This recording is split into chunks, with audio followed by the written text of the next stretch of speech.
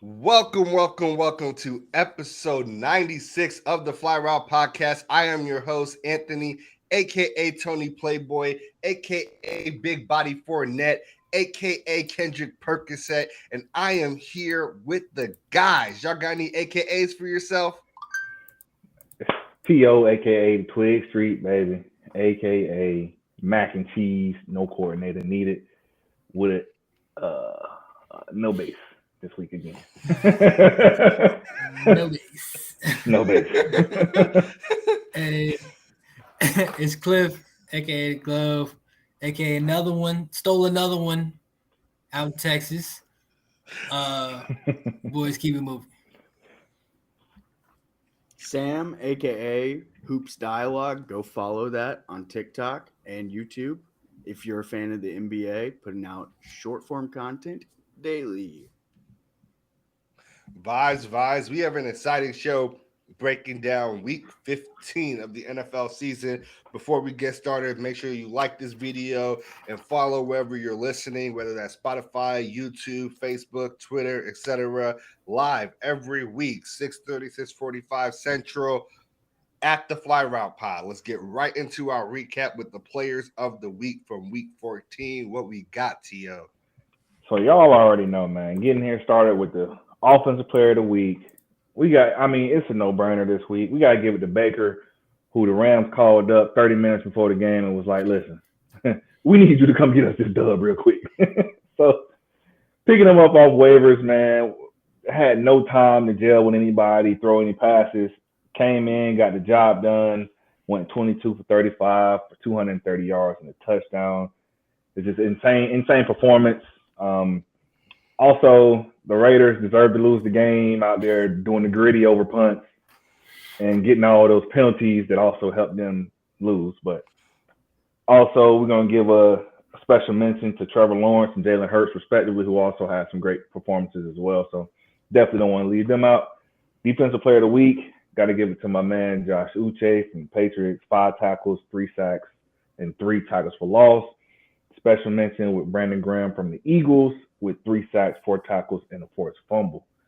And then for special teams player of the week, I had to give it to Eddie Pinheiro from the Panthers. The kicker had a perfect day, went 6 for 6, 3 for 3 on extra points, and 3 for 3 on field goals.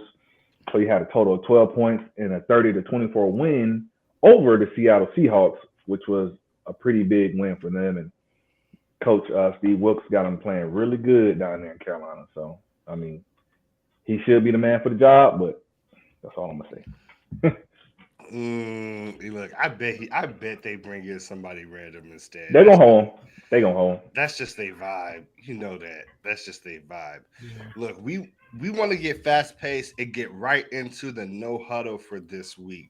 We are going to play a game of Would You Rather. We are going wide receiver edition. I'm going to give you a wide receiver. You're going to let me know if you would rather have them or the competing guy. So I'm going to start with the legacy candidate first. So here we go. Let's talk DeAndre Hopkins. Are y'all taking D-Hop or A.J. Brown right now? Ooh. That's tough though, but I'm gonna go AJ Brown.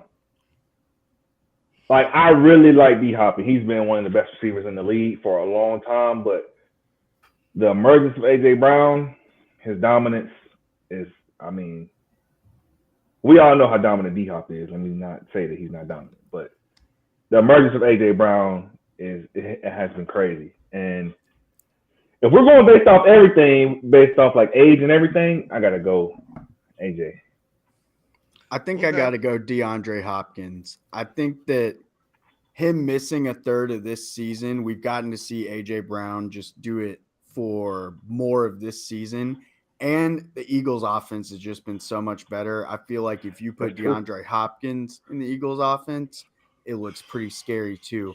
And I feel like the Cardinals have the potential to have an offense that looks like that, but for whatever reason, coaching, personnel or otherwise, they just haven't to this point. So I think I still got to give it to D-Hop, but it's so close. Like AJ Brown's having the better. AJ Brown's having the better year for sure. Yeah. Honestly, for importance for a team, I might go D-Hop. Honestly, like I really like D-Hop, and to come into like last night's game and to be leading your team and receiving and you miss multiple games, that's insane. Like that shows you how important you are to that team. So yeah, I gotta go with D-Hop too. AJ Brown's been on a tear, but like you said, with the offenses, like I don't think Kyler's taking the game as serious as Jalen is. Like I don't. I want to see like this is. I'm sad that he tore his ACL and shit, and I got him on my dynasty league, so I'm hurt. But he's played well. And we all know he's got the potential, but like now I want to see how he fights through adversity and like how much he really wants to play ball and be as good as he can be. But with D Hop there, yeah, I gotta ride with D Hop for the overall just his resume. Yeah, I gotta see Kyler win some meaningful games, like you say, and just play with that fire or something. I don't know what he's missing, that dog or what, but it's crazy. Okay, that's not too bad. I like that. I think that for a single game, for a single season right now, D Hop is it, but AJ Brown is quickly making that a real discussion. So I'm gonna make this a little bit harder for you. D Hop or Stephon Diggs? I gotta go Diggs. Yeah, Diggs. I mean, big playability for me. Yeah, I mean, although this past week, like, I mean, it was a little quiet for him, but they did still get the dub. So, I mean, Diggs is just different. Like, I think he does everything well, as does D Hop, but like he's also younger, and I think he can do a lot of the same things that he can, like route running wise. Like, I personally don't think AJ Brown is the best route runner. Like that's a big thing that separates receivers for me, and I think Diggs can definitely do that. Yeah, I definitely think Diggs is the better all around receiver. Like you said, route running, hands, catch radius, speed, take the top off at any time too, and then I mean he can take a slant to the crib. So I mean D Hop, really love him. I feel like he's a really great receiver, but he don't have that big playability like Stephon Diggs. Like he obviously can go over top of anybody, but like 1-on-1 and just I'm gone. Nah, he can't do that at this point. Yeah, I agree with everything they said. I got to go Diggs. I think at his peak, I would go D Hop, but right now I got to go Diggs. Ooh, that's a sweep. Okay, let's give D Hop a little bit of love. I mean, this one is probably a gimme, but we'll see what happens with it. D Hop or Mike Evans? D Hop. Yeah, I'm going D Hop. It's close. Like Mike Evans has that 1,000 yards every season and deep ball, crazy skill on the deep ball. But I just feel like with the number of catches and just leading the league in receptions so consistently, I think I got to take D Hop. Yeah, I gotta go D Hop just based on the fact of like he went a whole stretch of his career with some quarterbacks you probably can't even remember, like Brock Osweiler and listen, just a bunch of mistakes that shouldn't even been in the game. But a bunch of mistakes. Yeah, a bunch of mistakes. They trash. Let's just keep it a buck. Wild. Let's keep it a buck. They were trash. Let's keep it a buck.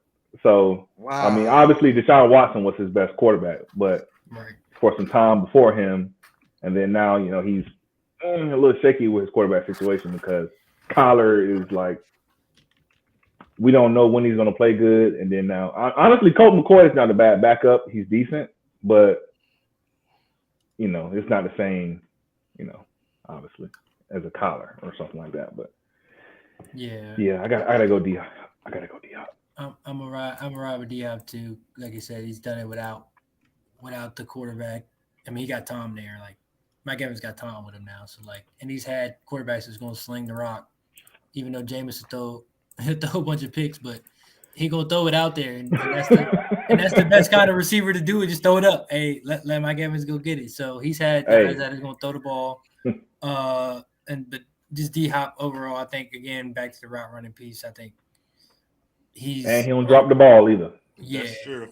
That's true. All right. He gonna snag. He snagged on us on like 4 people. Hey, yo, even though he was out of bounds. He was I out of was like, bounds. bro, Yeah, that joint was yes. OP. Yeah, that was crazy. In the back of the that joint back was of the end OP. zone.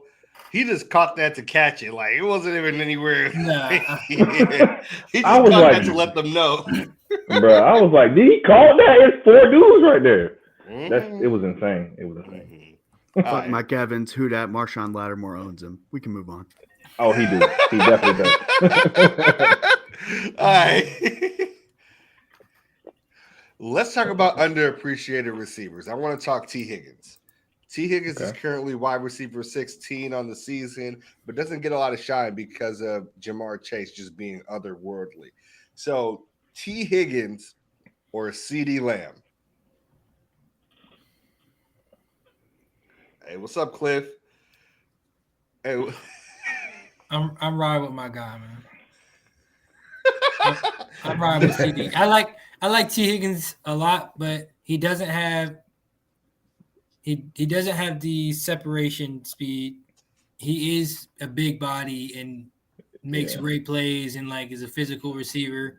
I don't know if he could be a 1. Like I think it's much easier when you got Jamar Chase on the other side. We obviously know who he is. Like it's much easier when he's getting the attention, and Tyler Boyd ain't no slap either. I think they, as a core, have a lot of guys you got to defend, and I think he's still a really good wide receiver, but I think he is thriving in a system that allows him to get good matchups and stuff like that.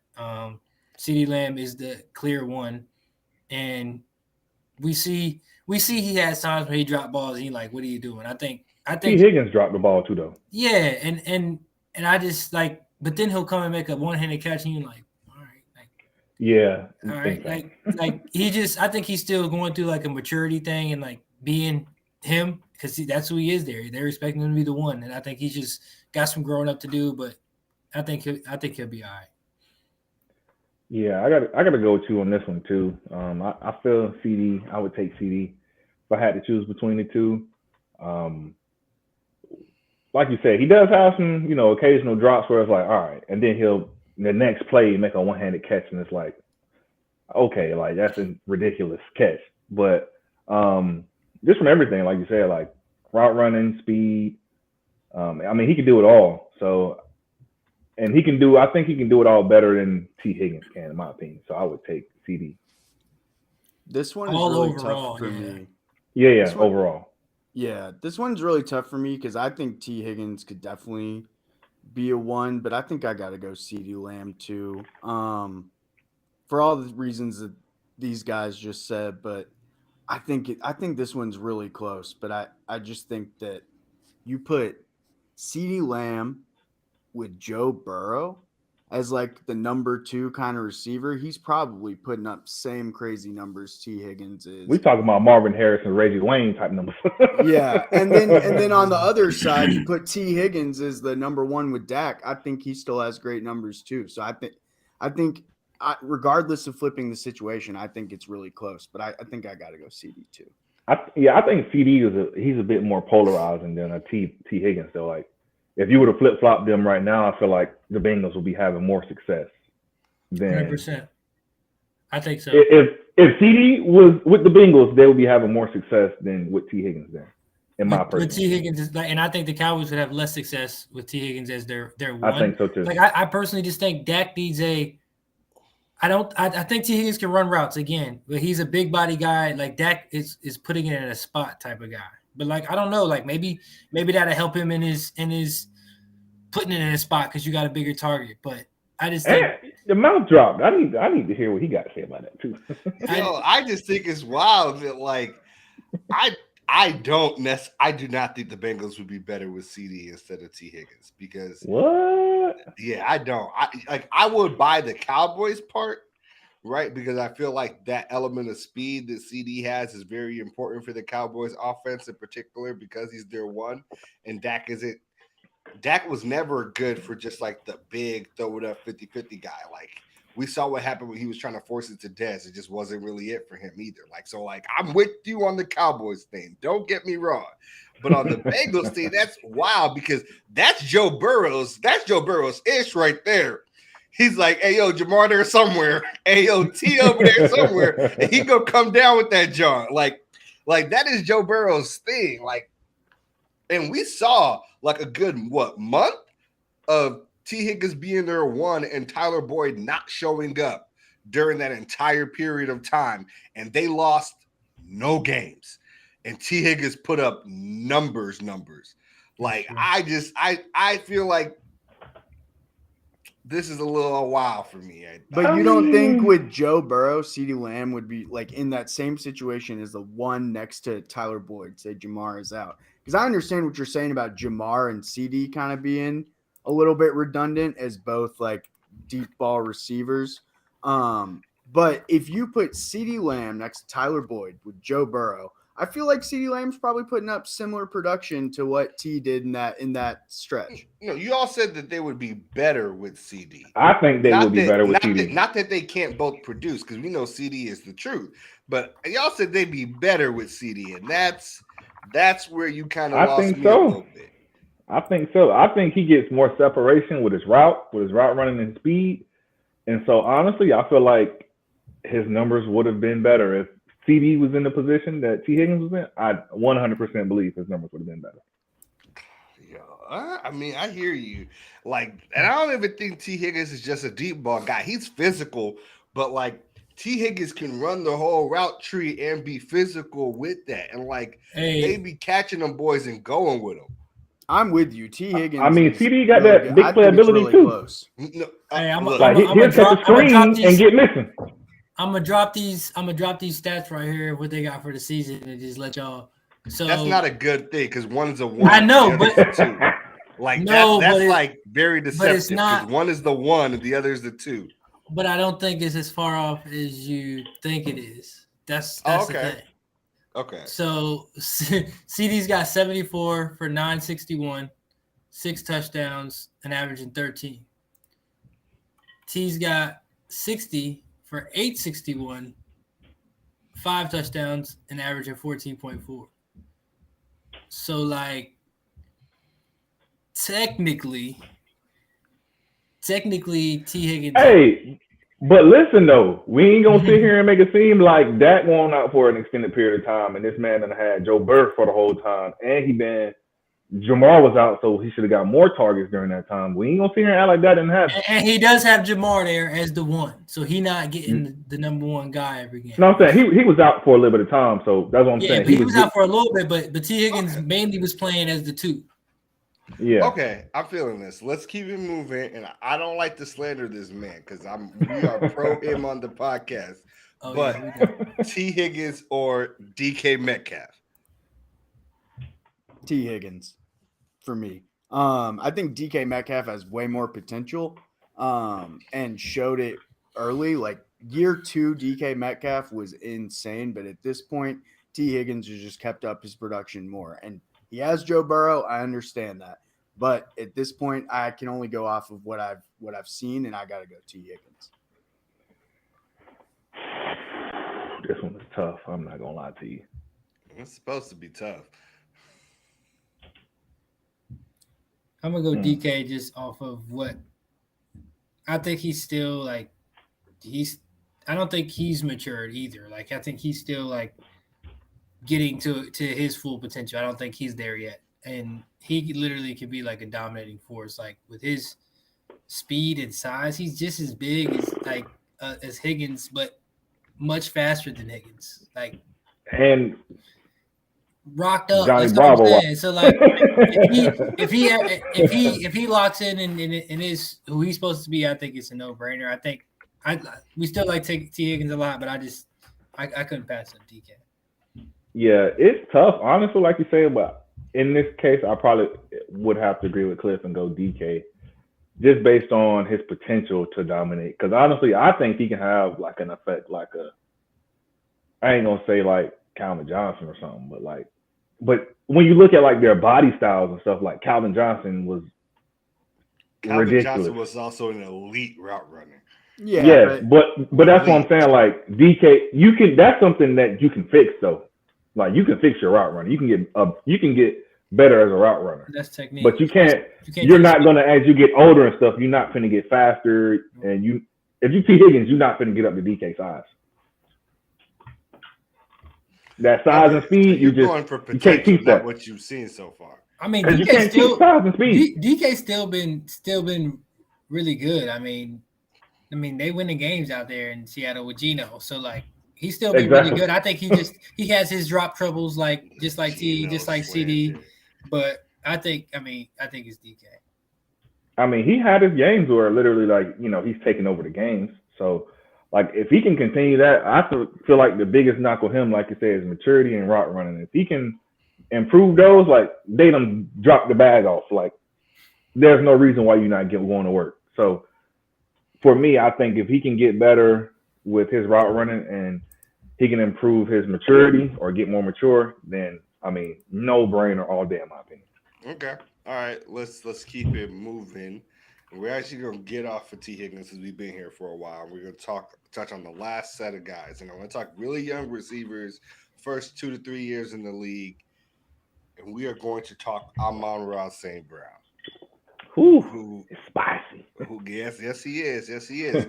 So I'm gonna start with Amon-Ra or Devonta Smith. Amon-Ra. Yeah, I'm going Amon-Ra St. Brown because he can do everything Devonta Smith does, but then he also his versatility. Like this man can play running back and everything. So like I just got to go with him based on his versatility and his playmaking ability as a whole. Like, yeah, I like him on. I like St. Brown a lot. Like he's reliable. He runs great routes. He's not the fastest, but he's shifty as hell and he's quick. So he's your perfect slot receiver. Like I got to rock with him. Devonta Smith, I think, had his chance to be the one early and didn't really excel to what everybody wanted him to be. And I think he's now in a great role when you got AJ Brown on the other side that you can definitely. But before, like St. Brown didn't have Chark was hurt and Jameson just got back. It was St. Brown. And they traded Hawkinson. It was St. Brown. Mm-hmm. He's the one there doing the work. So in the receiving game. So I gotta rock with him. All right. Amon-Ra St. Brown or Garrett Wilson. Amon-Ra St. Brown. I think Garrett Wilson is really, really good. But I feel like at this point, Amon-Ra St. Brown is very easily a top 10 receiver. Like on the year, he like very easily on a the top year 10 receiver. But I think he's a top 10. Dude, he's definitely top 10 in receptions. 100%. Yeah, like I don't like. Are you saying like I make my top 10 list right now? Yeah, he'd probably be 10. Top 10 over a bevy of guys. So like when you come back around and make your list, you're putting Amon-Ra in the same area you're putting D-Hop in or above? Well, probably a little bit below. Okay. All right. I mean, that's a wild statement. That's spicy. Yeah, that's Justin Jefferson, Tyreek Hill, Devontae Adams, Stephon Diggs, AJ Brown, Cooper Kupp, Jamar Chase. That's 7. You ain't even get to D-Hop yet. D-Hop. Oh. I'm just saying, now we got people that you got to think about. I'm taking him over Mike Evans. Mike Evans is not making my top 10 over him. All right. Are you taking him over Jalen Waddle? Yeah. Okay. Are you taking him, let's say, over Scary Terry? That's tough, but I think, yeah. That's spicy.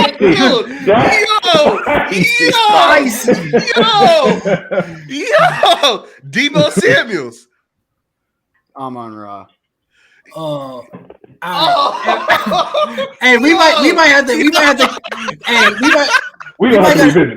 to come back next week with our top 10. Awesome shit. Yeah.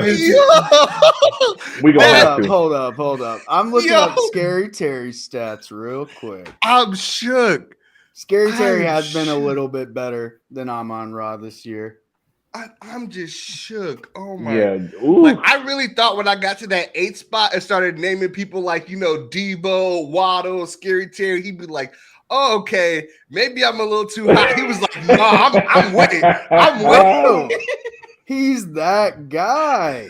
Do you remember in the summer when we were doing our wide receiver rankings and y'all were talking about fucking Darnell Mooney? And I said, are we sure Darnell Mooney is even better than Amon-Ra St. Brown? And you and Keith said, fuck yeah, he's better than Amon-Ra St. Brown. Just remember, he I keeps remember climbing the rankings.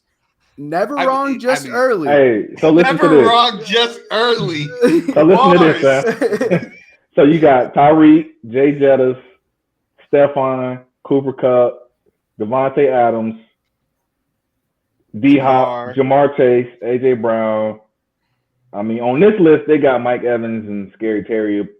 And we didn't even talk about CeeDee Lamb. Yeah, we didn't talk about CD.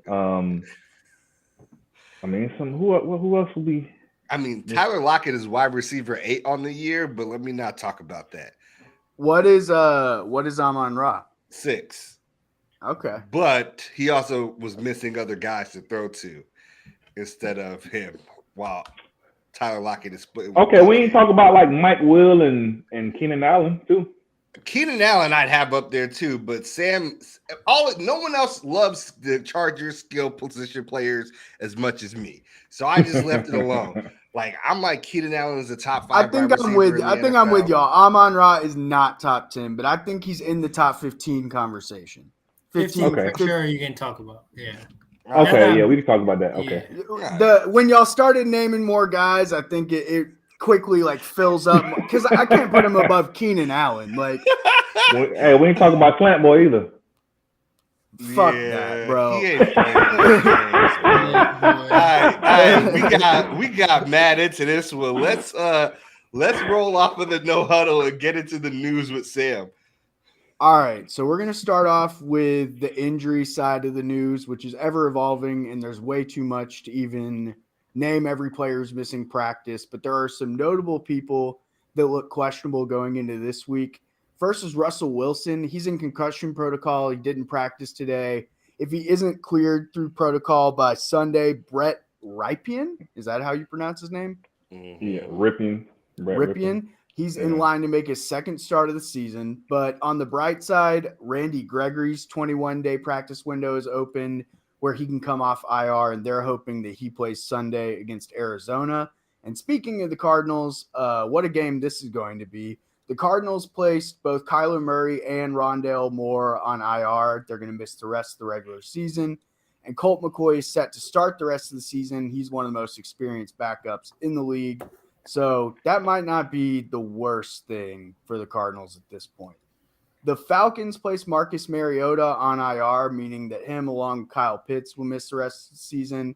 And rookie Desmond Ridder will get to finish the rest of the season as a starter. Hey, is it question before you get off of that topic? So yeah, they say he stepped away from the team. Like, I don't even think he hurt. Like, no, he's not. This looks to be a phantom IR situation. They said he had surgery. They said he literally had surgery.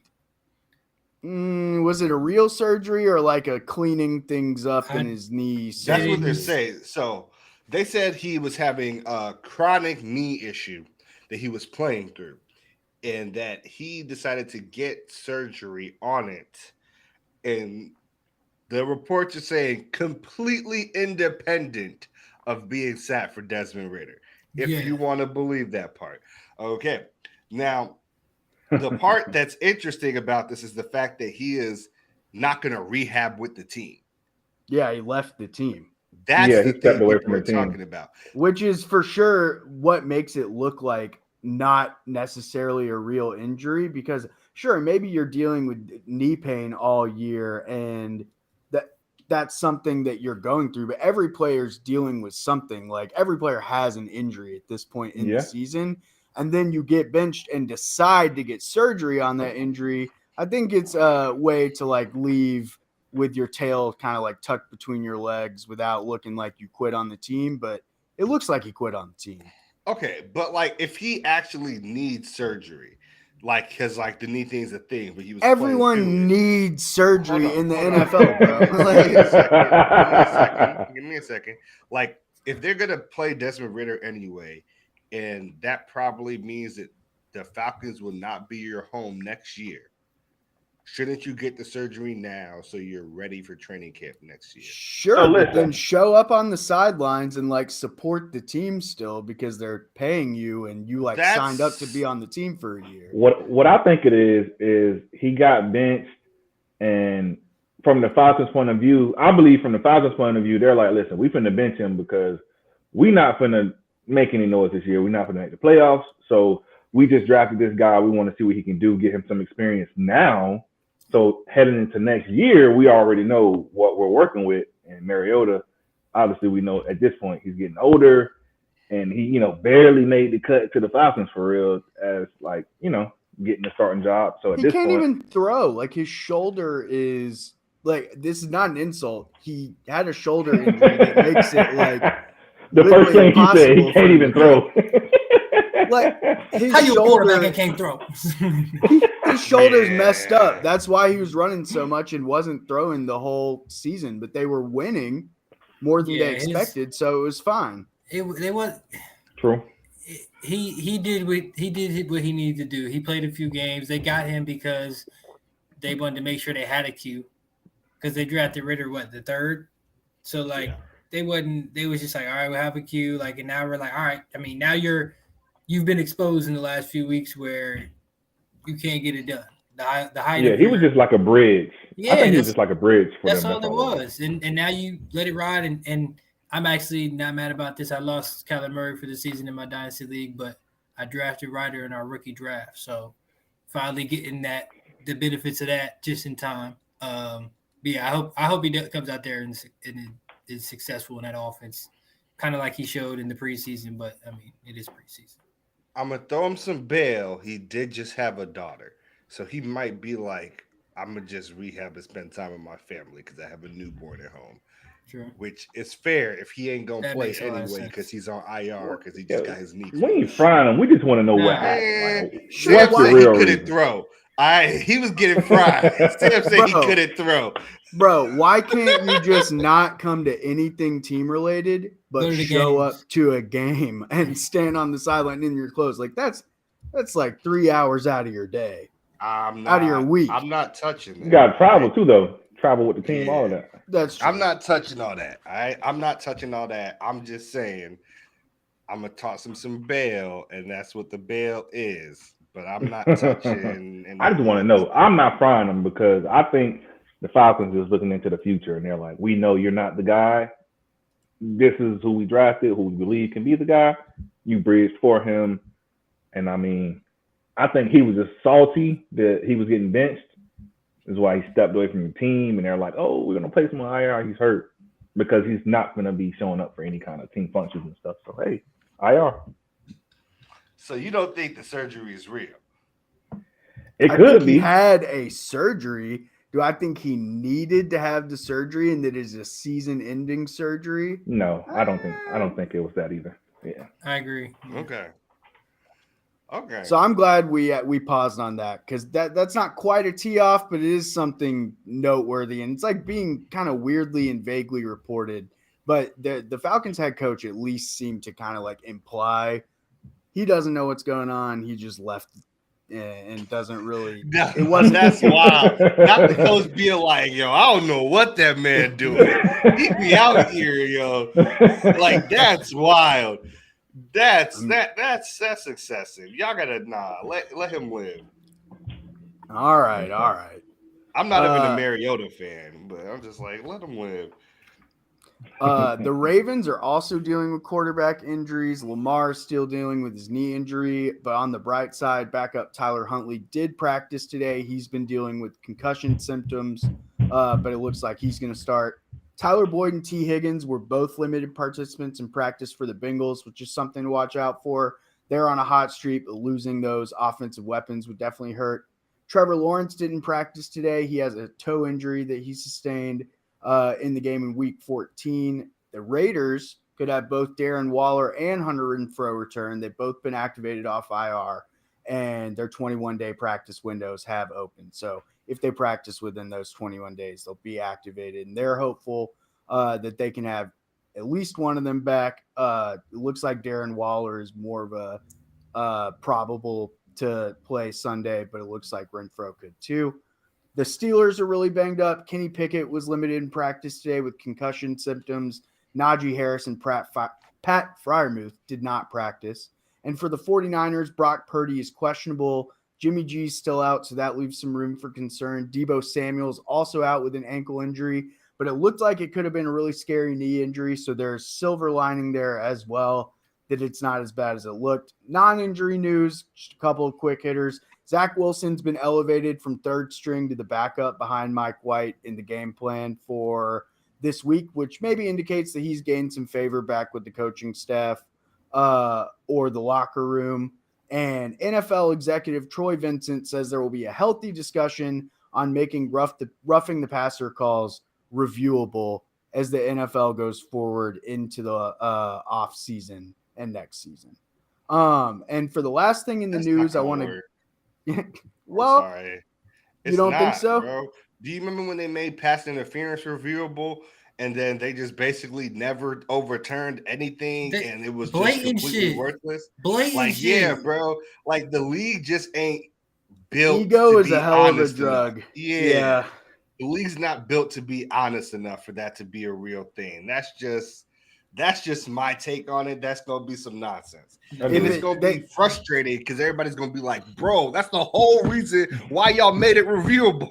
The review has to be external, like the booth or someone like an NFL ref representative. Someone has to overturn the ref decision on the field for it to actually work, because asking the refs to put their ego aside, come out and say they got it wrong every time, it's just, I agree with you. That's not. It ain't no ego thing, man. They be swaying these games, man.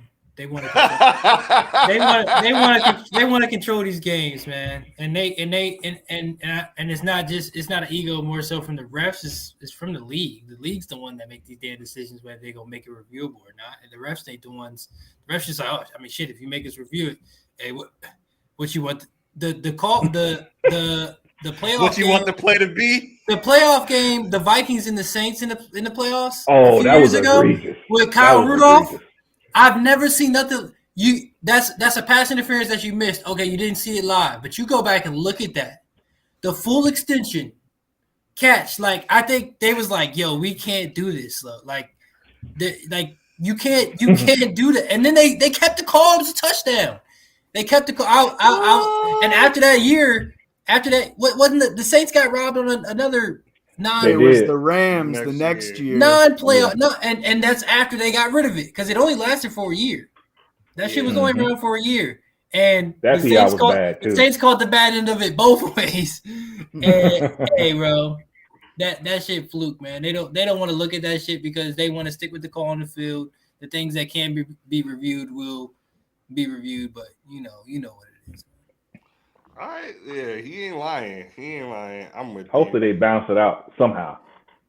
I don't know how you balance that out. Like, hey, you seen the refs in the game? They definitely are. I know you seen that video that popped out and was like, the ref was like, let's just say it was, and then he cut the mic off. Hey, you better cut the mic off. I'm just saying, if they fixing the games, then like ain't nothing finna change because they not fixing it for balance, player. True. I hate to break it to you, but they're not fixing it for balance. Yeah, is that we got any more news? That's the end of the news itself, and then we're going into the tee-off. So I want to go into the tee-off to close out the news. This is a segment we do where there's just some people that are in the news cycle in sports that we're tired of, and for me, that person this week is Skip Bayless. This week on Undisputed, him and Shannon Sharp were arguing about Tom Brady. Shannon was calling out how Brady hasn't played well this year. Skip is an avid Brady supporter and said that Shannon has been trying to say that basically Brady's been falling off for years and that he's always been wrong. I'm cool with that, but in the midst of the argument, he took it too far and made it personal when he said that Shannon was jealous of Brady because Tom has been able to play in the league into his 40s and that Shannon basically just wishes that he could have had that level of greatness. This turned into a pretty heated debate. Shannon definitely felt disrespected. And while they get into heated debates all the time, a lot of people say that Skip went too far this time. So did y'all see this? And what are y'all's thoughts on this? I saw this, and like it's clear that like this is like just something people do when they argue and they do debates. Like when you've been outmatched, both like logically, experience wise, wit wise, etc. You go to ad hominem, i.e., personal attacks, to boost whatever claim that you're trying to make by devaluing the person in front of you. And I think Shannon caught it, clipped it, etc. And like, of course, like Skip is not going to be honest with it, with that truth and then they try to like flip it back on him. And like he got and he decided to stoop lower than he should have.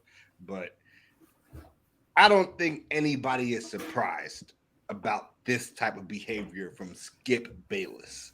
No, not at all. And one thing I saw, Jalen Rose actually tweeted about the situation, said that called Skip a culture vulture and said that basically what you said, that no one's surprised this kind of thing. And I saw a flashback of when Jalen was on the show a few years ago, brought up his high school stats. Skip didn't like that. Skip had him on the show the next day, basically forcing him to apologize or like confronting him for making it personal. So it's just interesting to see all these years later, Skip kind of on the reverse end of that and trying to devalue someone's career and making it personal when he never played football and in fact was, on his JV basketball team as a junior and everything. Man, honestly, I respect Sharp for not going ham on him like he could have, but he got real with him. He was like, "Let me take these glasses off." He was like, "Put your glasses back on." I was like, "Boy, that man is a Hall of Famer with Super Bowl rings. He played a totally different position than Tom Brady. That's just Skip. Let's be real, like fanboy sucking off Tom Brady. When Sharp ain't lying. Tom is playing bad. I said it a week or two ago. The Bucs are not a good team. They're not a good team. Yeah. They didn't show. You got waxed by Mr. Irrelevant. Like, let's be real though. Like, you got blown out. They got beat. They got beat. They got 21. It was bad. They got beat. It was by a rookie quarterback that got drafted last overall this past year. Granted, the Niners are a good defense, but a quarterback is a huge position. And Tom didn't show up to the party. The Bucs didn't show. The Bucs defense didn't show up to the party. Like, they didn't show. Nobody showed up. They're not a good. They're not a good team. First hit, and they were like, "That's good enough." Buddy was mad. Skip was mad because Sharp was right.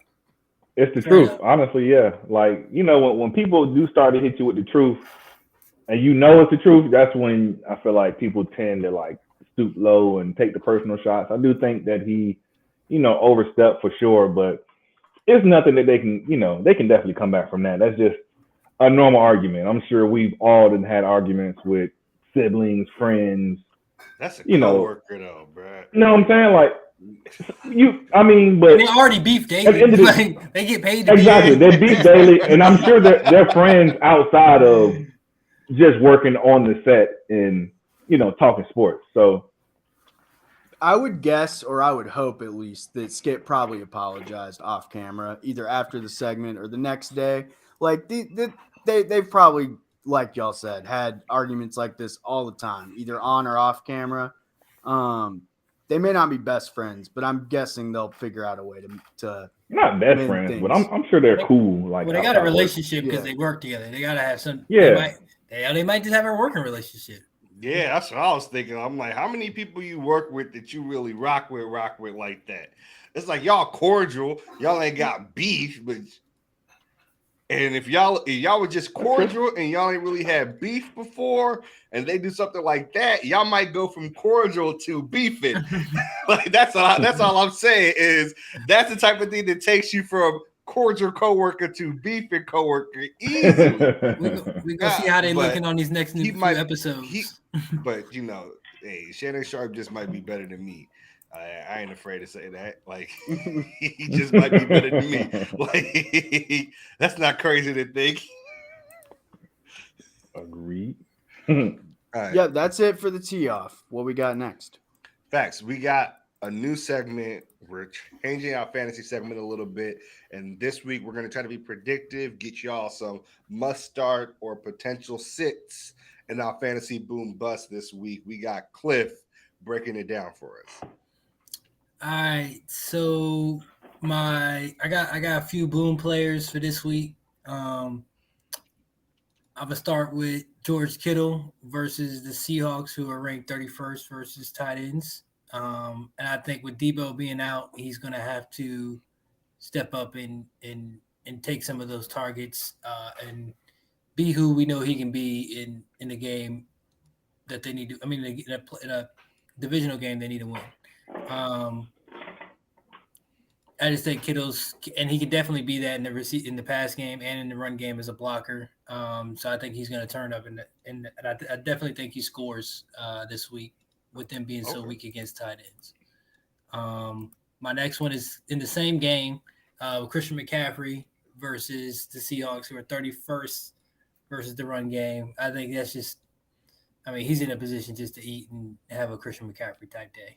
And then my kind of like under my low wild card is Isaiah Pacheco for the Chiefs.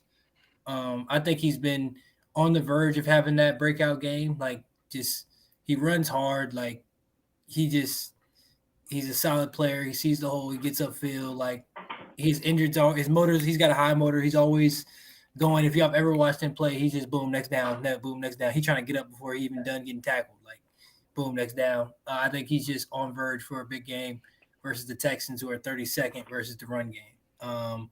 So we're gonna see how he shows up this week. But those are my three boom fantasy players this week. So hopefully those all pan out this week. For the bust, I'm gonna start with AJ Brown versus the Bengals. And I know we was just talking about the Bengals and AJ Brown, but I think it's going to be a week that I think this is going to be a good game. Should be high scoring, like I feel that way, but I think that somebody else is going to have to take the realm and turn up for the whether it's the run game or Devontae Smith or I think is Dallas. They play the Bears. Is Dallas coming back? No, they played the. I thought the Eagles played the Bengals this week. The Bears. The Bucks play the Bengals. Hold on. You sure? Who we play? 15, right? I thought. Yeah. The Eagles play the Bears this week. The Bears, yeah. The Eagles. The Bucks play the Bengals. That is a fact. Well then. You was right about Pacheco though. They do play the Texans, and they give up the most rushing yards to a running back. It's like 1,800. It's like a lot. Okay, he said that's like a lot. Yeah, that's like a lot. That's like a lot. Yeah, so the Eagles got the Bears. I think. Yeah, we're gonna take him off my boom. Bro. I'm gonna be honest. Hey, look, it was like, oh, we got a chance. I did not say that. Don't put them lies on my name. You out of pocket. Don't put them lies on my name. I said no such thing, sir. Hey, my fault. Don't put them lies on my name. Look. All right, so the Raiders got the Pats this week. And I think Josh Jacobs comes back to reality. I think that defense is going to be a number 2 versus the run. I think they're going to bow up and kind of bring them back and make them have to throw the ball while they're coming back. Devontae Adams and those guys. I think they're going to bottle up the run. And I know he's dinged up too. So I think he's going to be a lower end guy this week as well.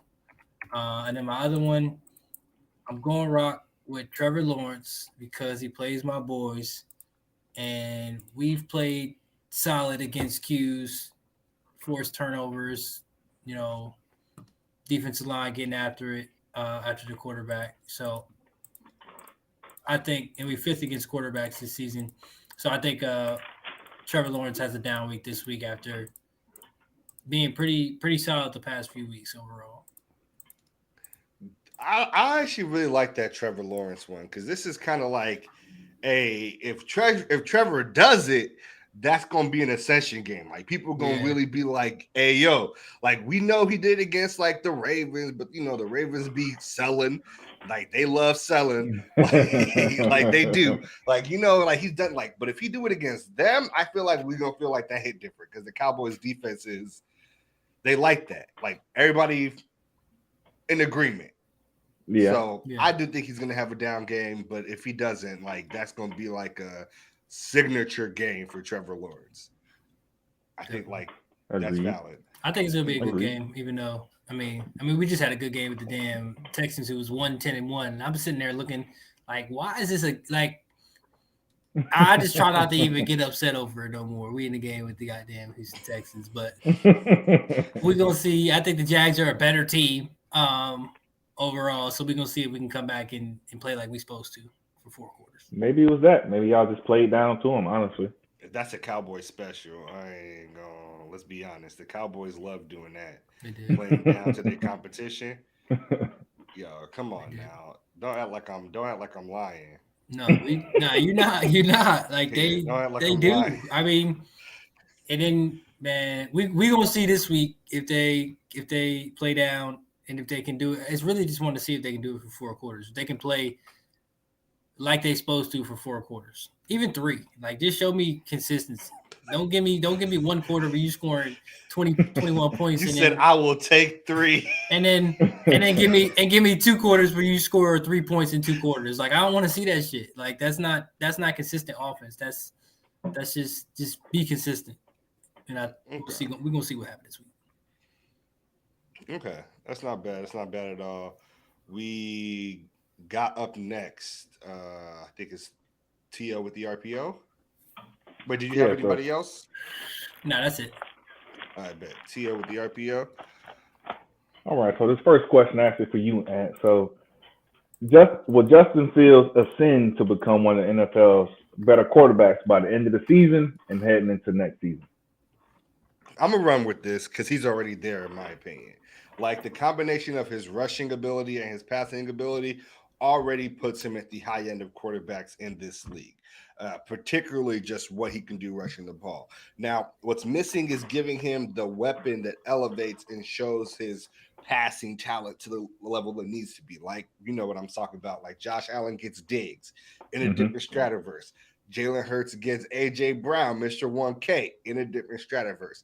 Tua gets Tyreek even, right? And elevates to the point where he's leading the league in Pro Bowl votes. Like, you see what I'm trying to say? Like, he's already at the high end of quarterbacks, in my opinion, because of his dual abilities. But, like, that next step is if you get him that one, like, and everybody else shifts down one. So now Darnell Mooney's a 2, which the last time Darnell Mooney was a true 2, he put up league killing numbers, right? Now Chase Claypool's a 3. So I'm running with this. I believe he's there. It's just a question of accentuating that talent because there's not a high-end quarterback in the league that doesn't have that guy. It's just not possible. I got you. I agree with that. So this next one's for Cliff. So was signing T.Y. Hilton over OBJ a mistake that the Cowboys will regret?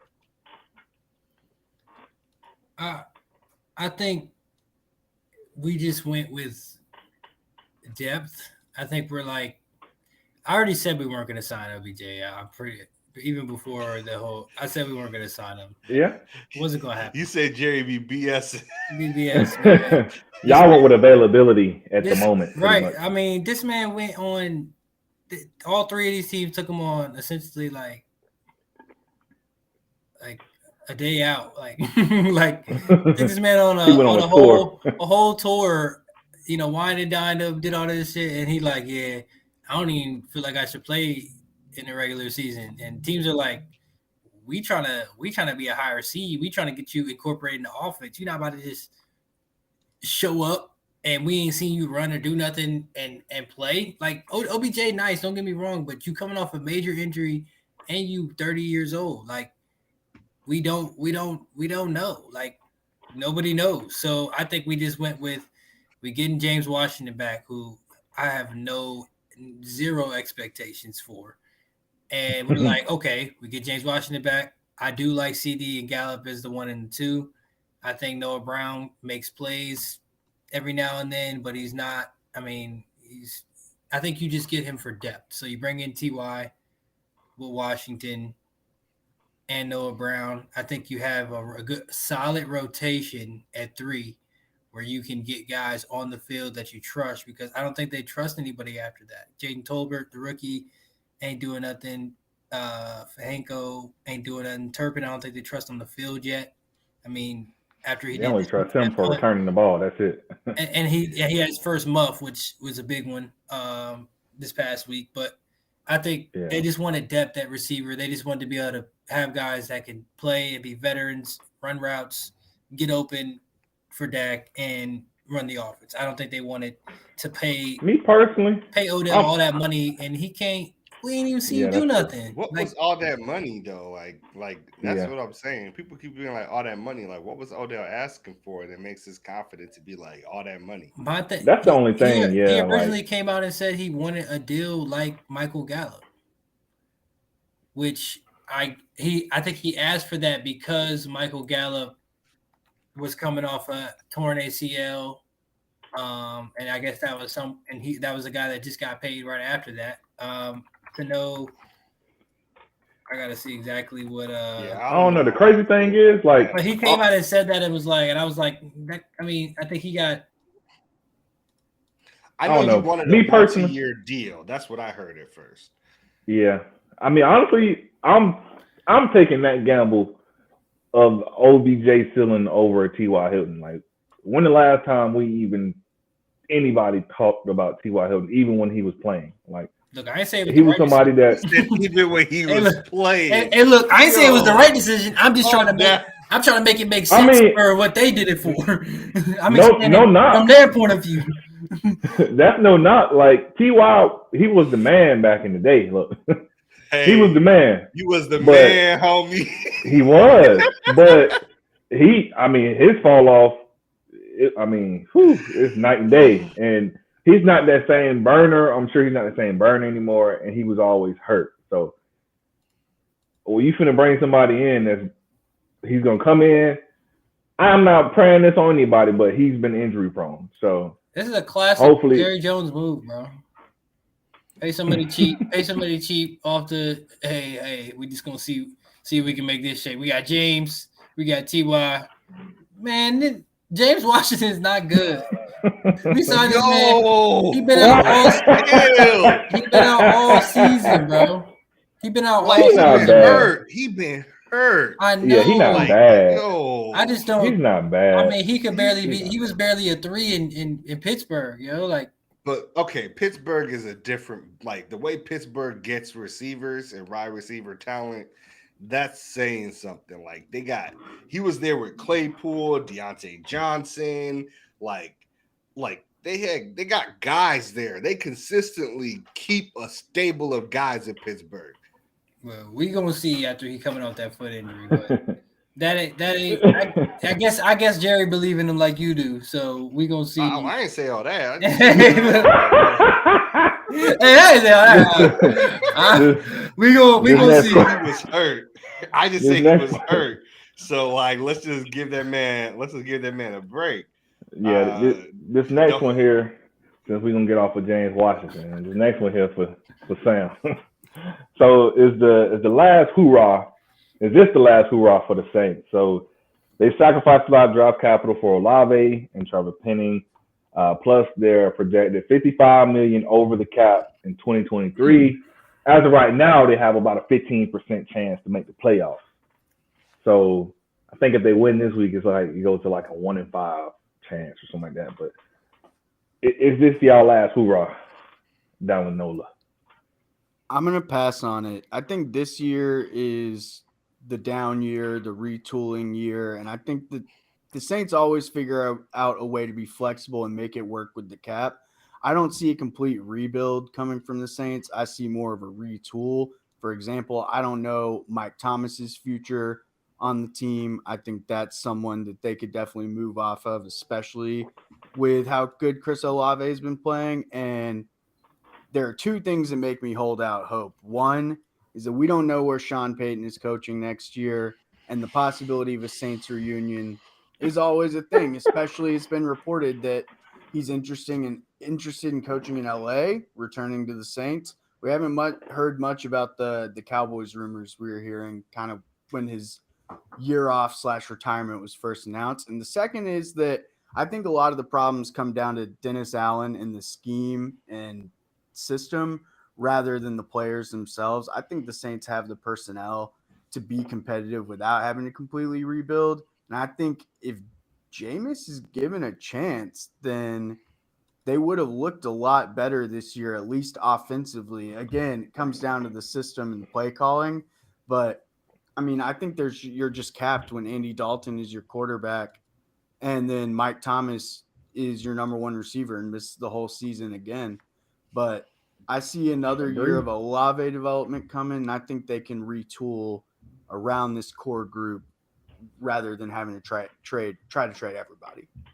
The biggest thing for me is that 55. Like, it's going to be hard to keep trying to push out that cap and try to push it. You're not managing the cap if you keep having to trade guys like CJ, like Chauncey Gardner. Like, you're not managing the cap if you're still bleeding. Yeah, like you're not managing the cap. You're bleeding talent. Like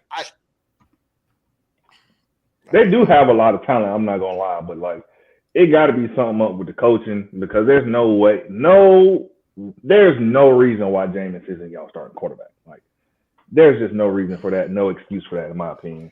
So it could come down, like you say, to coaching as well. But a lot of the guys, man, they're getting older. Cameron Jordan and Davenport and what if they just Tyrann Mathieu older. I mean, got a lot of guys that's at this point, getting on the last leg of their careers. It's based on position wise. So what if they just do like the Seahawks did, just blow it up? Listen, I mean, they seen that, hey, if you blow it up, it don't mean it's a complete rebuild.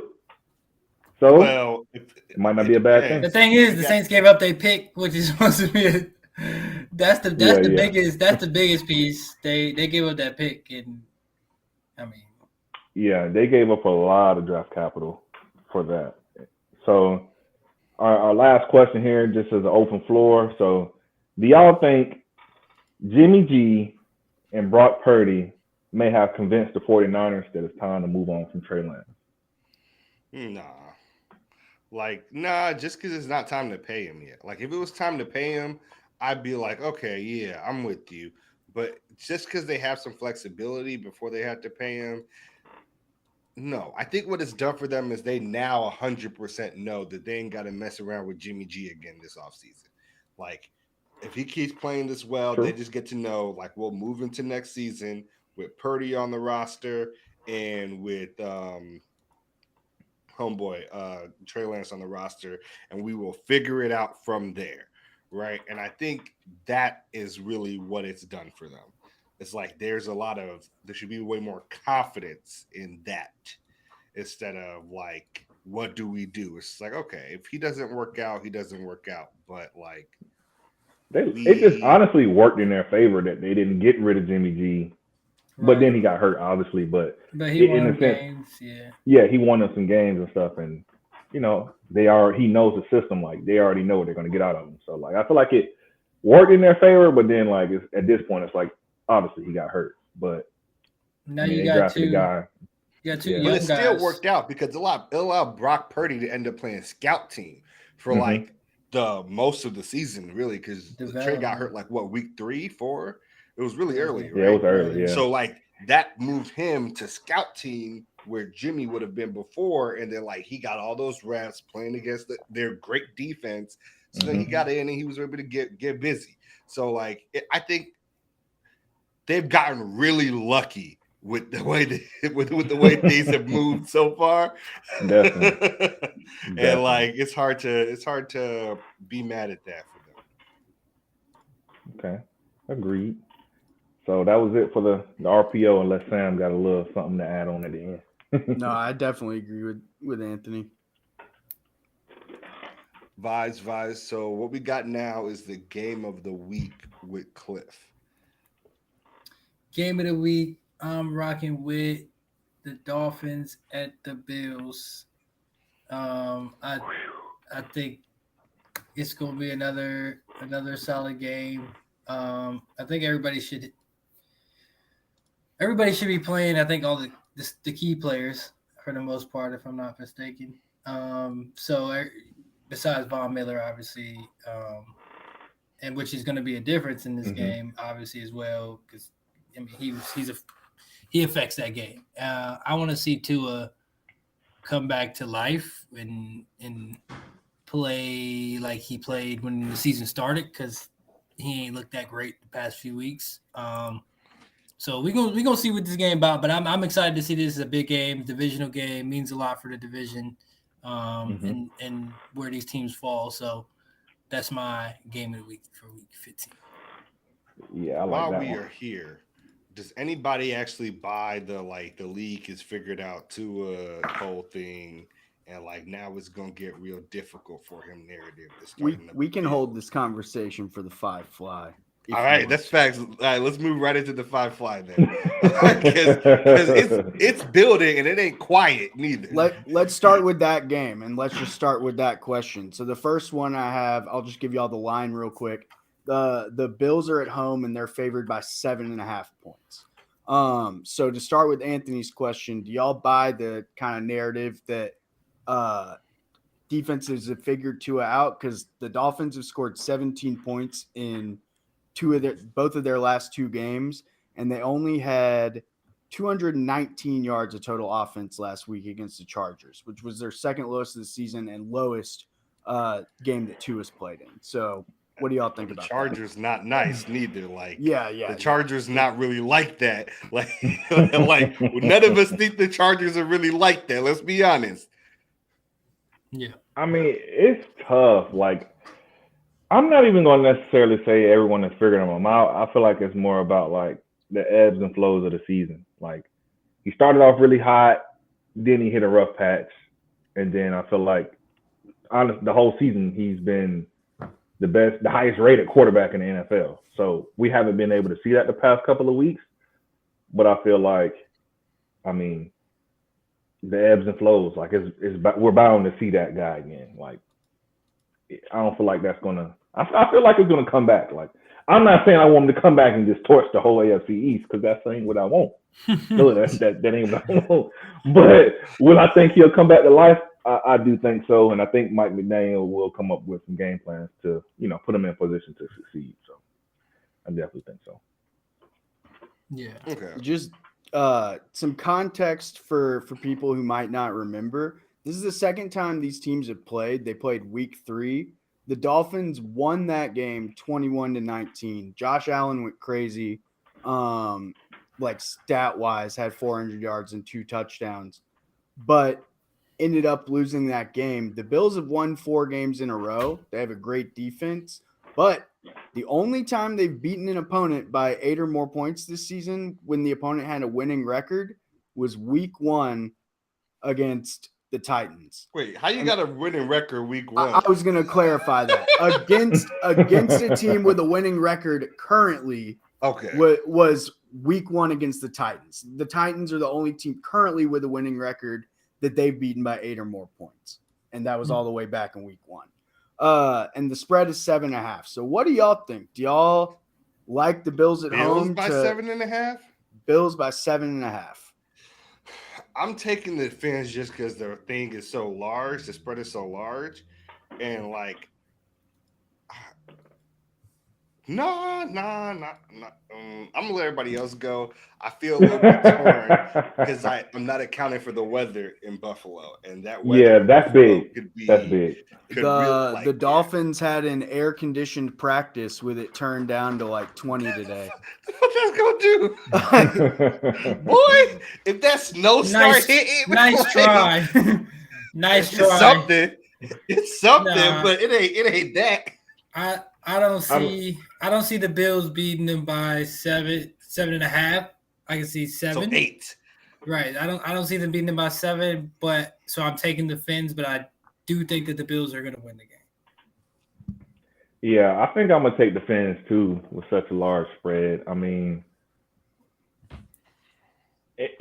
And the thing with me is it's a divisional game as well. So I feel like these games are always going to be good games, and I don't feel like nobody is going to blow each other out. Like no matter, especially at this point, even the Jets, who previous to Mike White weren't scoring touchdowns and were barely losing. So and they beat the Bills. So I mean, yeah, I got to take the Fins on this one because that's a little spread right there, 7.5.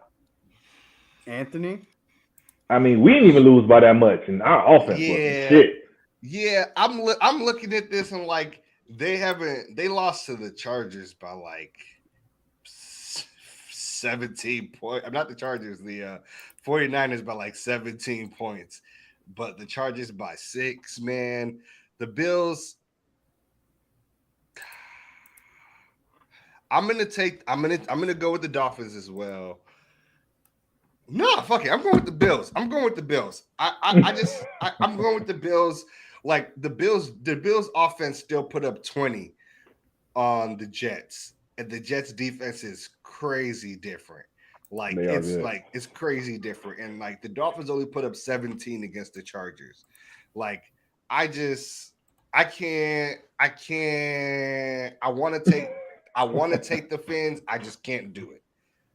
I'm going Bills, but Okay. like y'all heard me say Fins at first, but I just can't personally. Nah, I'm not saying It's the ebbs and flows. I don't think they're gonna, stay dead. All right, they're gonna ebb and keep ebbing for this week. All right? I think I'm going with the Dolphins. So that makes this one a 3-1 for the Dolphins, and I'm just with Cliff and T.O. on the spread part. Like I just think Vegas is a little bit overreacting to the Dolphins' offense being slow, and I think that's about the best spread you could get for the Dolphins being, a dog in a game. Like to come within 7.5 points with the potential that offense has, I can definitely see it. And I just think it'll be, like y'all said, a close divisional game where neither team really has that much of an edge. The last time they played, it was a 2-point game. And the Dolphins won that game, but the Bills look really good and the Dolphins are struggling right now. So I think that's what the spread is, why the spread is what it is. So I think I'm with y'all on just 7.5 is too many points. All right, boys. I just want you to know I'm looking at the weather forecast for Buffalo, New York, and there is snow showers early, becoming more scattered later with high winds Wind up gusts. to 20 miles per hour and a 40% chance of snow. Hey, you know the game plan. Dolphins finna pull that Patriots. We finna run the ball 40 times. They ain't been doing that well. They're gonna have to because Tua arm ain't strong enough to cut through that. I'm just saying. I mean, that's kind of my point, but we're gonna see where it ends up landing in the grand scheme of things. But I had to check the weather as well because I think that's gonna be a big part of this. Yeah, that's definitely a huge factor. So let's Maybe the wind get behind him and he throw the ball a little bit during them quarters. During the quarters with the wind behind him, he might be able to pass. You got Tyreek Hill, Jalen Waddle. You can let that thing fly, man. I can't stand you. Hey, he gonna be looking like that Mike Vick commercial, boy. Flip the wrist, that joint going 100 yards. We're gonna go back in time a little bit. We started with that Sunday game just because it was going off the conversation from the last game. But Thursday night football is also one of the 5 flies. So it's 49ers at the Seahawks. The 49ers are 3-point favorites on the road. And Deebo Samuel's going to miss this game. Brock Purdy right now is questionable. Running back Kenneth Walker is returning from injury for the Seahawks. So that's a big part of their offense that they'll be getting back. They've lost 3 out of their last 4 games, coming off a bad L to the Panthers this week. With not knowing if Brock Purdy is going to play, would y'all still take Niners -3, or would you take Seattle at home to cover? Who's the guy if it's not Brock Purdy? That's what I'm trying to figure out. Yeah, bro. There ain't no way you getting me to say anything about this game until I get that answer. Like, who's playing? Well, I've heard that the Brock Let me Purdy look thing it is up. like a rib injury and it's supposed to not be that bad, and that he could have kept going last week, but like the Tampa Bay Buccaneers were such a disgrace of a football team that like it just literally made no sense for him to continue playing that game, which is why he came out. So assuming he's playing, yeah, like I'm taking that no doubt. But like if there's a chance he doesn't play, I would no. I don't. I It's just They don't got even Josh know. Johnson. yeah. I was gonna say there's someone named Josh Johnson. Beyond I that, know I who that couldn't is. tell you anything. He's been Oh, around I the know. league for a minute. Put us on. Yeah, I know who Josh Johnson is. I He mean, been around the league for a minute. He didn't play for a lot yeah, of teams. He ain't played for a lot of teams, but he He been been on a on a lot of lot of. teams. Is yeah. he the guy He that's done been on been like? there. He been Is he on the a guy lot of that's been on teams. like 20 teams? Yeah, I think that is him. Yeah, he He's done been played around the for league for sure. 14 different teams. The Yeah, he done been most for around. a player in league history. Yeah, all right. I do know who that is actually. Because All right, I've heard all I need to know. This guy has been around the block and he's getting it done. He a vet, man. 3 points against the Seahawks. Mm,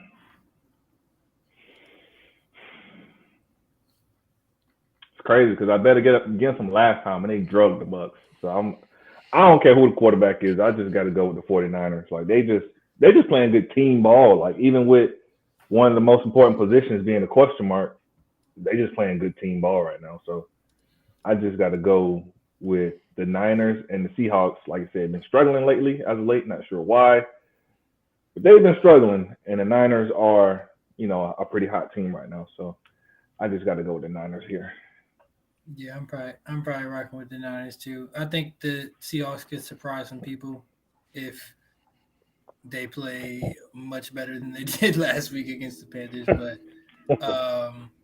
Gino gonna have to have a game, and getting Kenneth Walker back is huge if he's running like he's supposed to. So I think that's could be a deciding factor. I'm gonna take the Niners, but wouldn't be surprised if the Seahawks gave him a fight. Same. It yeah, could come down to a field goal. yeah, no, I'm just taking the Niners, bro. Ain't no like it just like I just don't need no specifications for it, bro. Like they really like that. Like it's just like it's like there's no other word for it. Like you seen what Brock Purdy did. Like no shade to Brock Purdy because he was like a 3.5-year starter at Iowa State or something like that. So like bro done put in the minutes. Like he really but like that Yeah. Debo being gone is a painful thing, but that just means C-Mac is gonna eat. Yeah. Eat. He might throw, run, and catch another TD this week. He might. I wouldn't be surprised. Like, that's all that Yeah. says to me is he's about to eat. Like, The thing is, the 49ers offense doesn't even have to be great because their defense is so good. Like against the Saints, even when Jimmy G was playing, scored 13 points. But guess how many the Saints scored? 0. So it was still a blowout. But I mean, they just blow teams out different. 13 Field to position nothing. is huge. Field position is huge in games like this where you got a question mark at quarterback. So, I mean, their defense is really good. So if they're winning the field position battle during the game, then I can definitely see it for sure. All right. That's a 4-0 for the Niners then. Next one, we talked about this game for a second. We got Eagles at the Bears. The Eagles are 9-point favorites on the road. Anyone think with Justin Fields back, he had their offense looking really good, didn't result in a lot of W's, but they scored a lot of points in that stretch before he got hurt. Do y'all think that as a result they can cover a 9-point spread, which is really big, or do y'all think the Eagles continue their slaughter on the league? Yeah, I think the Eagles continue to fly. I don't even think. Eagles. Yeah. Fly. Yeah, I don't even. yeah. I mean, no disrespect, man. You know what I'm saying? Like, I think Justin Fields will have some This is a different success. team. Like we ain't Yeah. talking about some booty team. Like they like that. Like I'm not going. Like the Eagles, we know what the Eagles. We know how the Eagles get Yeah. down on people right now. Like Yeah. they ain't playing games, okay? So like I'm cool with that. We Like said 9 too. Yeah, I think they can get it by 10. And Darnell Mooney is out, and our wide receiver core was not good before he was out, bro. Like, Yeah. nah, like Justin Fields is gonna be out there looking like Lamar Jackson, trying to Scrambling. do everything for himself. Like, and boy, like I like Chase Claypool. No Chase Claypool slander here, but he has not really come on yet. Yeah, as y'all's far coach as, like- said today he's still figuring out the offense and being incorporated. So And if your coach and has they to say beat the that hell out the means Giants. you slow if your coach has to say that to the media, bro. Because like we don't even be throwing boys under the bus like that where we at. Like we be chilling. Like, yeah, Yeah, and they beat the hell out the Giants, who, you know, mhm. I thought would have put up a better game, but clearly the dominance was oof. Yeah, no, the Man. Giants ain't been it for a minute now, bro. Let's hold keep that it thought. 100. Hold that thought. Hold that thought. The Giants is next. I know the next one. So the next one we got is Giants at the Commanders. We talked about this game a few weeks ago when they played 2 weeks ago, and how their matchup could determine who makes the wild card in the NFC, especially with Detroit on the run that they're on right now. It does not look like both of these teams are going to be able to get in. So with the first matchup, it had huge implications, resulted in a draw. They went to overtime and they tied. So they have the exact same record, 7-5-1, and this game has a ton of playoff implications. The line, the Commanders are home and they are 4.5-point favorites. The Giants have not won a game since November 13th. That was a month ago. After starting really hot to start the season. And the Commanders, after starting terrible, they've won 6 out of their last 8 games. The Commanders had a bye after that tie game they had with the Giants. Commanders are coming off a bye, whereas the Giants are coming off what we just mentioned, getting thrashed by the Eagles. So what do y'all think? Do y'all think the Commanders cover the 4.5-point spread, or do y'all think the Giants make it a closer game or even win the game? That means the Commanders going to have to put up some points, low key. So didn't they activate Carson Wentz? Yeah, but he on the bench. He's not playing. He better not. He better not be. Yeah, he better not be playing. Like, if they said he's playing, I'm taking the Giants. No, they already said Carson Wentz is not going to be the starter again this year. Like they did. Like after Taylor came in and won those first couple of games, like real quick, they were like, even when Carson comes back, he's not the guy. Yeah, which I think was the right thing to do. Like, so he's gonna be second string. Yeah, I mean, look, I just think Taylor Heineke got it. One more thing. Saquon was listed as questionable earlier this week. He has no injury designation anymore. He's healthy and he's going to play. So if that factors into your decision at all. It doesn't, bro. I mean, he's a high volume guy. Like, we know he's going to get a lot of touches regardless. So Taylor Heineke, him, bro.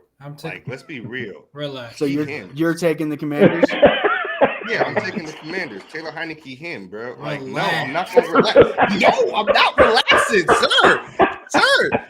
Okay, I'm put that Shannon on you, man. Yeah. Take off your glasses. Let's talk. Him. Look, he ain't lowercase h. Josh Allen. Yes, thank you. Him, lowercase h. He ain't Josh Allen, but he did take an abysmal Washington Commanders team with Carson Wentz as a quarterback to a team that is currently in the playoffs. He's won 5 of his 6 or 7 starts. I think six bro, out of 7 or something like that. 6 out. That's numbers for a team that couldn't win a game to save their lives. Like, he's lowercase him, bro. Like, he came in, went to the playoffs. Like, Tom Brady's closest game all playoff run was against Taylor Heineke the year he won the Super Bowl in Tampa Bay. He's lowercase him, my guy. Like, I'm still picking. I'm picking the Commanders, but they tied with the. So the Giants just got thrashed by. I mean, we know who we're talking about. But the Commanders played it. I mean, they beat the Eagles. They gave the Eagles their first loss. We all know how controversial that game was, though, with calls and stuff. But they didn't get thrashed, though. So And they just tied. I think the Commanders are the better team. The Giants are not going to make the playoffs. I think that tie, though, is going to be huge for playoff implications because that actually gives you a nod over a team with another loss. So that could change things a lot in the NFC playoff. Yeah, I think I'm gonna go Commanders too because I just believe in I believe in their playmakers. They got a lot of talent on the offensive side. They just, like you say, couldn't get it going before with Carson, which he should have never been He the should guy have never anyway. been there. Yeah, he should have never been there anyway. But like I said, they got Scary.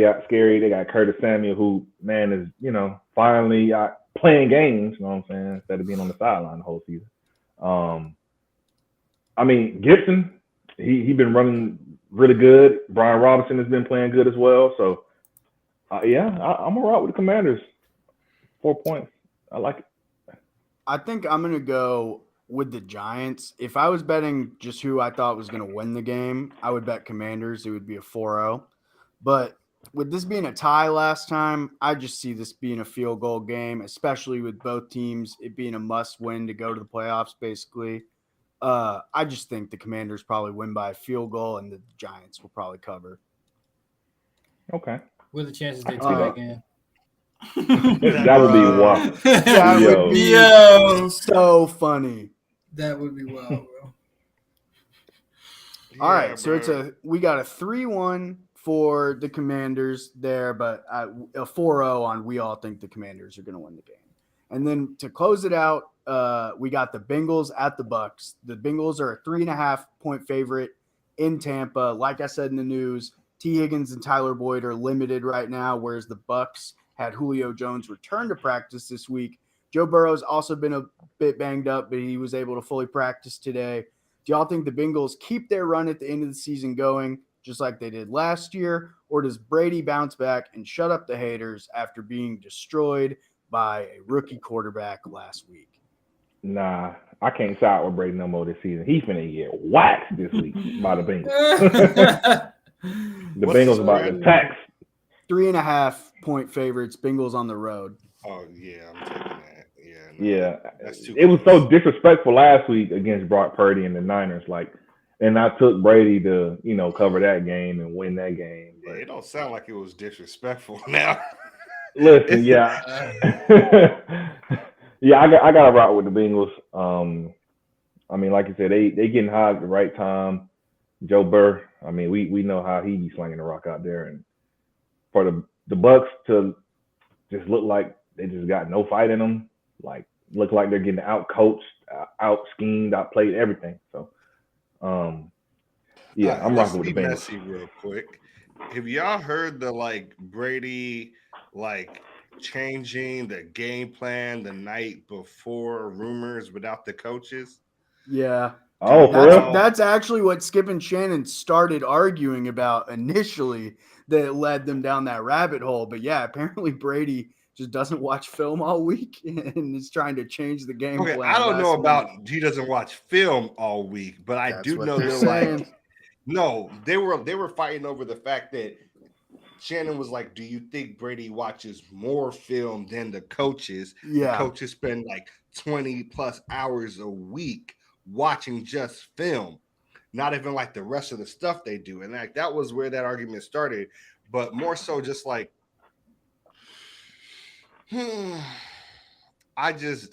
I'm finding it hard to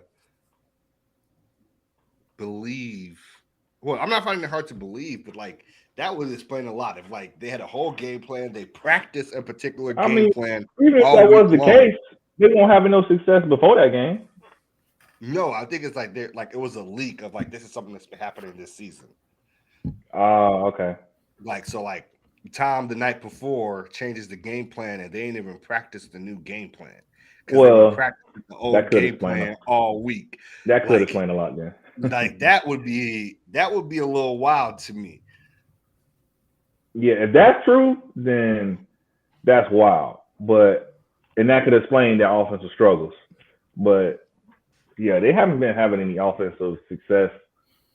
And I mean, I don't see it changing against a Bengals team that, I mean, they're going to put some pressure on you at the end of the day because we know they're going to score points. I don't care who you put out there, they're going to score. So, I mean, the Bucs, I don't know if they're gonna be able to do enough.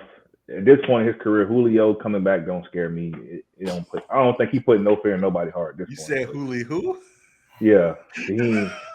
Listen, we all know he, one of the great, one of the greatest. But at this point in his career, he just out there doing cardio at this point. Like, He had some pretty good catches the last couple of weeks, man. But I hear you.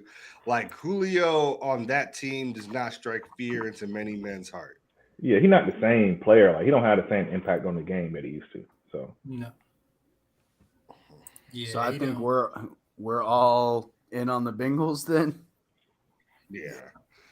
Yeah. yeah, Yeah. That offense bad. Hey, that offense bad. Let fuck around and let Desmond Ryder and them Falcons sneak ahead of him. If he come out and play, if he come out and wow people, bro. that would be some wild stuff So though. the Panthers maybe even too with the defense. The way I'm telling you, man, Honestly, that team not good. They not good, bro. We back on this conversation again. They're not good. Everybody's gonna be like Tom because it's Tom because it's Tom. He's celebrating game winning drives when the game was ass. Like y'all played ass. Like you should just they be did. walking off. You should just be walking off the field happy that you got a dub. You celebrating like you done did If I something. was a Tampa fan, I Like would be come like, "We on, man. got Tom." I Come would on, have man. all the faith. If I was a Tampa Bay fan, I would have all the faith. Just like when he was in New England, I'd be like, "We got Tom." That would be They've my. scored the least amount of points in their division. That is okay. Bruh. They scored the least amount of points in their division. Granted, they've given up the least amount, but they've scored the least amount. The Panthers haven't even been able to figure out who their quarterback is all season, And and they they've Now they scored. scored figured more it than out the now. Bucks. That's what I'm saying. Darnold, Baker, PJ Walker. The I mean, they Falcons got to and figure the it out Saints and now. the Panthers all scored more points than Tom Brady. That don't even That's make that shouldn't even it don't even make sense, bro. It really don't even make sense. That's Well, that's not wrong. that's a wild stat. Yeah, that's well, not that wrong. makes it a 4-0 sweep for the Bengals. Then hopefully Skip Bayless doesn't see this. Who are y'all? Yeah. Who are you? Right. And we're gonna pull them stats. We're gonna pull them stats on them.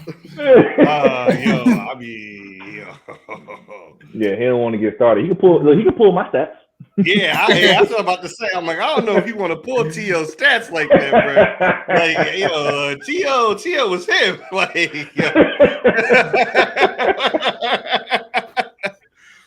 I don't know if that's a good move. Oh man. Boy. That's it for the 5 fly. Gamble responsibly, and don't blame us if things go wrong. Yeah, don't blame us. Shit. We try to hit on parlays like everybody else. Look. Hey. Like everybody else. Like everybody else. All right. Yo, let's get into the final segment of the show, the heart of the show, Ballers Bouquet. Too often in the media, people only focus on the negative and salacious things athletes do and never give them their credit. Where credit is due, here we like to make a change. And this week's Ballers Bouquet goes to a Chicago Bear, Jalen Johnson. His childhood friend Kavion Scrub's life was tragically cut short at 22 years old. So Jalen started a nonprofit called KV's Vision to honor his best friend. This nonprofit focuses on children within the neighborhood in Fresno where they both grew up to provide assistance and opportunities and scholarships, all that type of good stuff. So through this foundation, he does things like, particularly this year, he's running a Christmas carnival where 100 families from the Fresno area will receive clothing, toys, household supplies, and like Christmas dinners, right? On top of that, he created a clothing line through this nonprofit called No Love, and it donates apparel to homeless people as well as patients at local children hospitals where he takes time out of his, busy schedule to visit and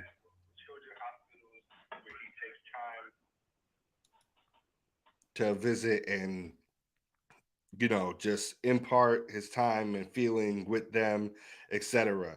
And these are the reasons why he gets this week's Ballers Bouquet but it's also why he is the Chicago Bears nominee for the Walter Payton Man of the Year award.